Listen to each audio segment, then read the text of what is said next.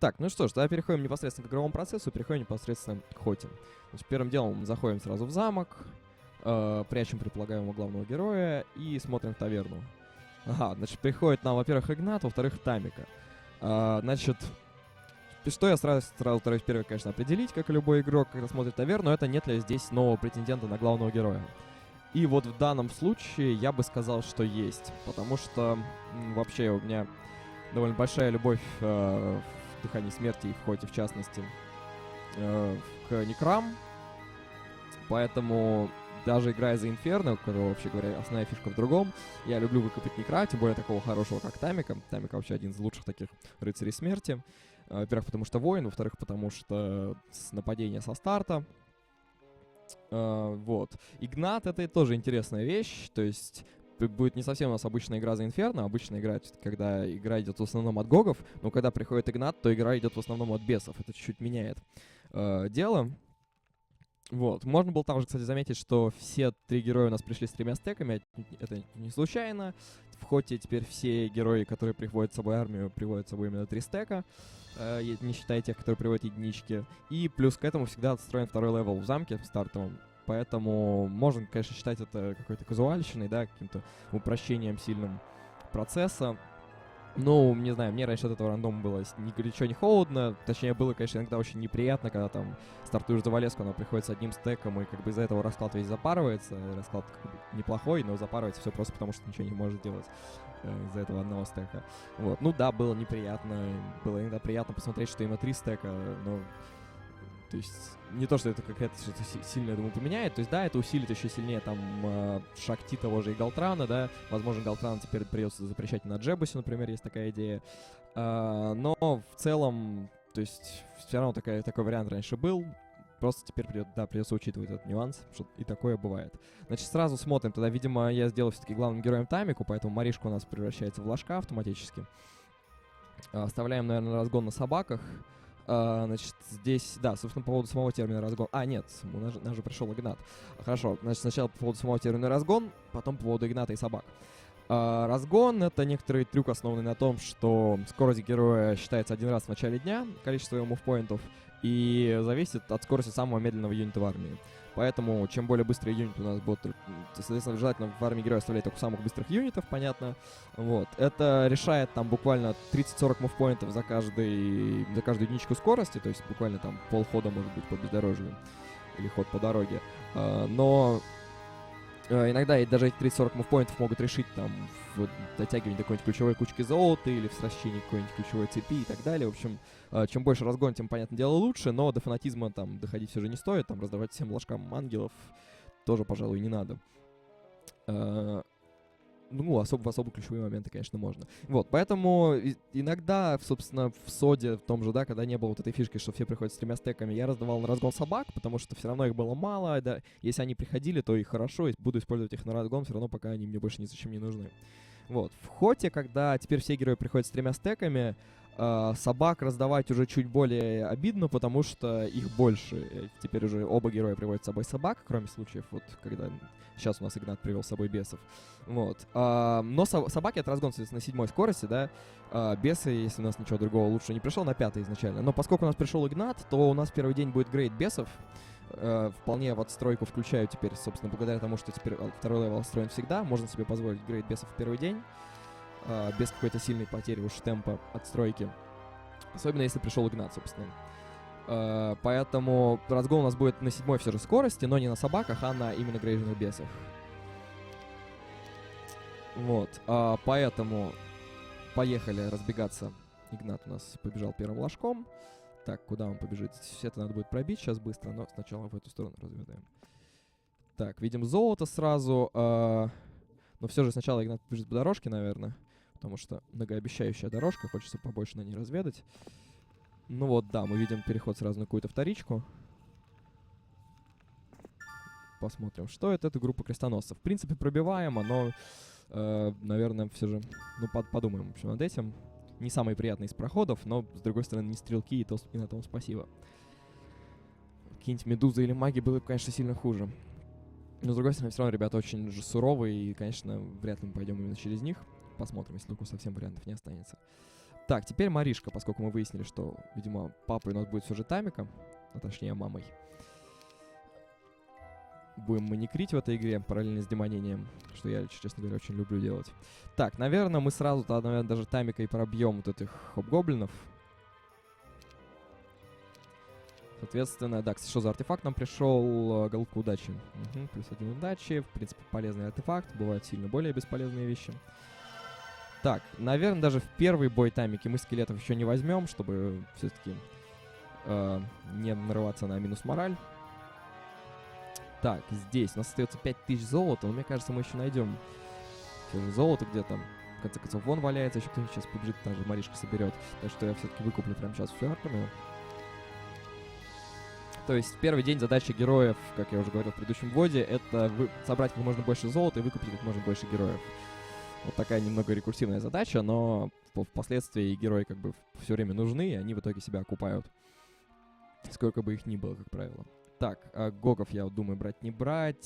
Сколько я сейчас там золота нахабачу? Ну, примерно в среднем 1500, да, там.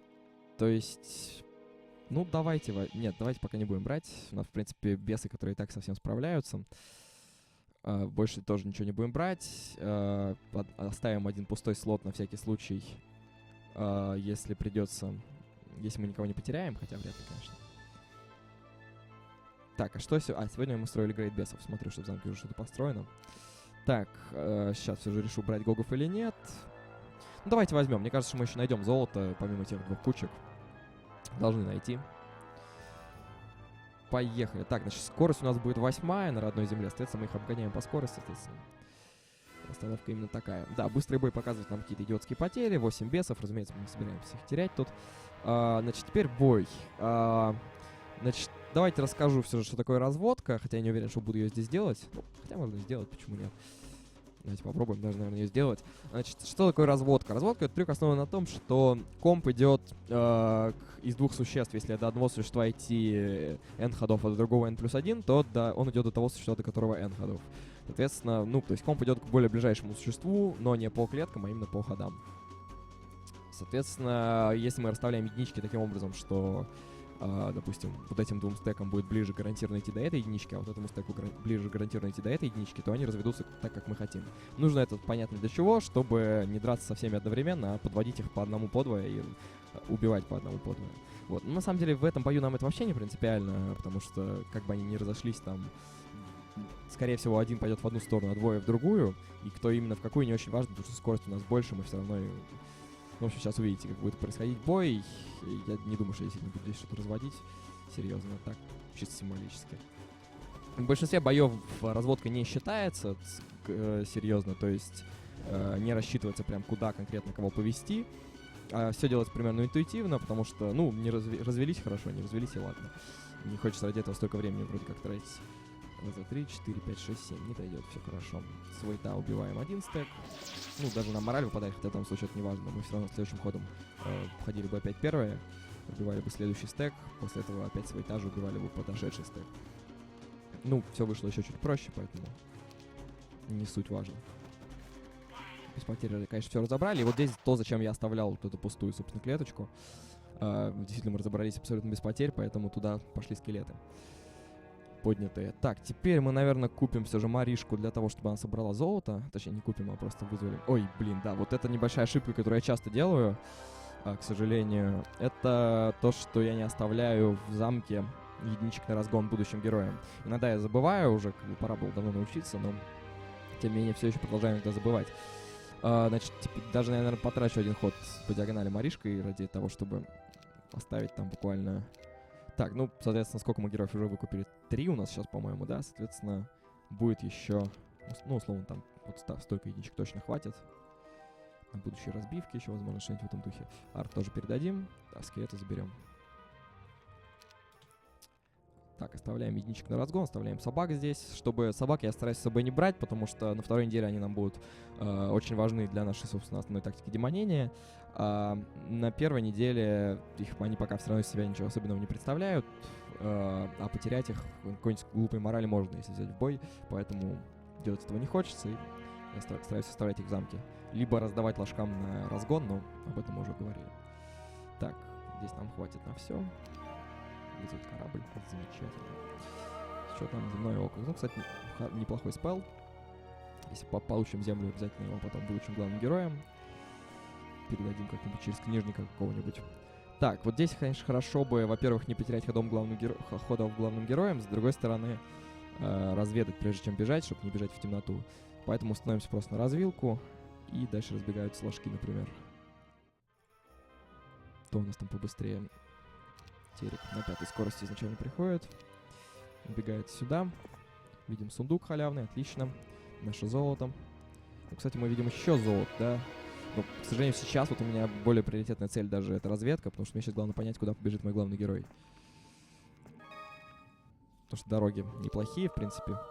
Ага, вот это так называемая ГО, главная охрана, очевидно. То есть это орда юнитов 6-го левела. Это, кстати, 6-й левел причала. Соответственно, да, на шаблоне, если посмотреть, что это такое, то это вот этот вот ключевой переход. Не уверен, что мой курсор сейчас виден, но, в общем, самый жирный переход между зонами, собственно, оппонентов. Поэтому орда 6-х левелов — это единственный переход, который здесь может быть таким. Остальные 3 перехода будут скорее вот что-то типа того, что мы видели. Вот типа группа крестоносцев или какой-нибудь, может быть... Ну, в общем, посмотрим, какие будут остальные. Ну, ГО такое, в принципе, на самом деле несложное, пробиваемое вполне. Ну, не на первый, конечно, даже, наверное, не на второй. Но посмотрим, как получится. Так, становимся мы на то, чтобы на следующий ход собрать золото и убежать. А главный герой, конечно, сюда-то не побежит. Гарантированно уже бежит сюда. А следующий лошок... Ага, мы видим переход на следующую зону. То есть вот такой у нас небольшой, на самом деле, расклад здесь совсем. Заперты мы практически со всех сторон, но, соответственно, зато мы можем довольно быстро пробиться на вторичку. Соответственно, у Инферно на первой неделе задача как можно быстрее пробиться на как можно большее число вторичек, потому что самое главное для Инферно — это со второй недели получить большое количество мяса, левого всякого на демонение. О том, что такое демонение, тоже пока не рассказываю. Это, кстати, отличный новый причальский герой, Мириам, со специальностью разведка, которая дает ей +3 к радиусу обзора дополнительно. То есть, действительно, это дофига. И вот сейчас мы ее, наверное, используем для того, чтобы разведать часть оставшегося расклада. Дадим ей одного беса. Ну, вот черта, прошу прощения. Так, ну да, собственно, для нас сбегает, разгонит нашего главного героя. Соответственно, всегда, конечно, главного героя уж точно я стараюсь разгонять в конце хода. На следующий ход мы просто вернем армию. Так вот, что мы видим, да? То есть расклад у нас действительно респ очень маленький. И нужно по-хорошему... Да, сейчас я, соответственно, не буду не разгоняться, а пробиваться. И если не выйдет в данном случае, то будет здесь взят рестарт, так называемый. То есть играть я буду в кавычках по правилам Heroes World, самого известного такого портала мультиплеерного. Вот, собственно, все партии я играю по правилам на Heroes World, самые такие адекватные правила, и в частности по ним у тебя есть право на 2 субъективных рестарта, то есть в сумме 2 дня у тебя есть рестартов, либо 1 рестарт во второй день, либо 2 рестарта в первый день. Вот, то есть это рестарты не из-за багов, не из-за каких-то, в общем, кривостей генерации, а именно субъективных, просто хочется. Вот, в данном случае, если не получится пробиться здесь адекватно, то есть мы видим, что у нас дороги только к 2 вторичкам из 3, то есть где-то вот здесь еще, видимо, проход на 3-ю вторичку. То есть по шаблону же мы видим, что должны быть проходы на все 3 вторички, и на этом шаблоне не бывает таких уж кривостей, чтобы совсем не было прохода. Скорее всего, просто где-то портал по бездорожью стоит. Но искать мы его уже сейчас не побежим. И будем пробиваться. Если пробивка получится болезненная, то придется брать рестарт. Ну, это, к сожалению, такой частый случай за Инферно, что ему очень важно действительно, поэтому я не буду это вырезать из ввода. То есть ему тоже очень важно... Для Инферно очень важно правильный расклад себе подобрать, потому что он действительно очень сильно зависит от расклада. В первую очередь, что мы ищем в раскладе, расскажу, наверное, в конце дня, после того, как в зависимости от результатов пробивки. Нет, ну можно сейчас, на самом деле, конечно, еще не пробиваться, а пока сбегать, просто подбежать вплотную и подвести на следующий ход демонов. У Ассид скорость, насколько я помню, 12-я. То есть, в принципе, они долетят, если сильно поделятся. Тактики у нас ни у кого нету, да, здесь? Ну вот есть у Терека тактика, то есть, в принципе, на тактике расставиться, и можно их адекватно убить как-то, да? Ну, кстати говоря, да, пожалуй, это действительно самый адекватный вариант. Но еще надо посмотреть по вторичкам. Соответственно, у нас есть вторичка башни. в которой есть, к сожалению, существа неживые, то есть горгульи и големы, существа 2-3 левела, они неживые, а маги довольно тяжелые в отстройке, мы их, скорее всего, даже отстраивать не будем. Поэтому башня довольно фиговый для нас замок. Для нас, повторюсь, основная ценность вторичек — это много мясистого низкоуровневого мяса живого. Вот. Башня уже не подходит, цитадель это уже получше, хотя тоже не лучший из вариантов. Вот, а третья вторичка вообще непонятно какая, вообще непонятно где, да? То есть, может быть, например, переход в подземку где-нибудь вот здесь. Но нам в любом случае хватает на еще одного героя, поэтому, кстати, хватит разглагольствовать, давайте уже его купим. Кстати, еще один некромант приходит. Вот, да, некроманты — это, конечно, сильные, особенно уж 2 некроманта, это сильный повод в пользу того, чтобы все же не торопиться и не брать здесь рестартов никаких. Ага. А вот это, если мне мои глаза не врут, это проход на родную вторичку. Потому что это еще, может быть, я не очень вижу. Да, вроде здесь больше ничего они не могут охранять. Ага, ну тогда, да, тогда вообще без вариантов. Не будем мы здесь брать рестарт, не будем сейчас идти сливаться об этих ассид. Скорее всего, пойдем на них на следующем ходу. С подвозом демонов каких-нибудь, да? Или вообще пойдем на лучников. То есть еще решу, куда мы пойдем, скорее всего. Проходы все равно все довольно неприятные. На этом шаблоне могут быть и попроще проходы, конечно. Все 3 прохода довольно неприятные, но постараемся пробиться как минимум через 2. Тем более, что один из них ведет на родную вторичку. То есть мы видим Инферно землю за лучниками, соответственно. Там будет родной замок нас ждать. Так, ну, соответственно, да, Мириам, давайте, у нас бегает на разведку какую-то. Баганутая немножко штука. Клеточка воды, ничего страшного. Так, и давайте встанем вплотную к ассидам, потому что завтра мы собираемся их все же, наверное, пробивать с демонами уже. И, ну, правда, не ей, а териком, да, с тактикой все же. Да, поэтому ей-то, в принципе, нет особого резона тут вставать. Так что она, наверное, пусть наоборот бежит. Условно говоря, орда боевых гномов. Ну, хорошее количество экспы, в принципе. Нет, ладно, тупик, не стоит туда так просто вслепую бежать. Ну, неважно сильно, наверное. Ну, в принципе, да, вот что можно будет сделать. Можно будет, например, отстроить гильдию для того, чтобы у нас Тамика получила книжку. Как можно, ну, то есть не книжку, а какие-то заклинания, да. Но чем больше я об этом думаю, тем больше я думаю, что просто мы завтра воткнем демонов, и Терек пойдет пробьет ассит, а ты просто побежишь пробиваться здесь. Да, соответственно, давайте я уже схожу и расскажу, собственно, почему у меня такие большие сомнения, брать здесь рестарт или нет. То есть, с одной стороны, все казалось бы довольно плохо, потому что мы со всех сторон закрыты блоками, у нас очень маленький респ, просто невероятно. Весь респ помещается на один экран. Куда это вообще годится. Вот. С другой стороны, мы родились на поверхности, что для Инферно довольно здорово. Значит, у нас будет бонус родной земли. В подземелье ни у кого, кроме данжена, бонусов родной земли нет. И вот, плюс на поверхности чаще всего все-таки богатые расклады. Ну, не наш случай, конечно, явно, но в целом на поверхности развиваться чуть проще. А уж Инферно, родившаяся в подземке на СМке, это почти гарантированный рестарт. Вот. Плюс нам пришел некромант, причем некромант со скелетами, то есть скелетов будет довольно приличное количество какое-то.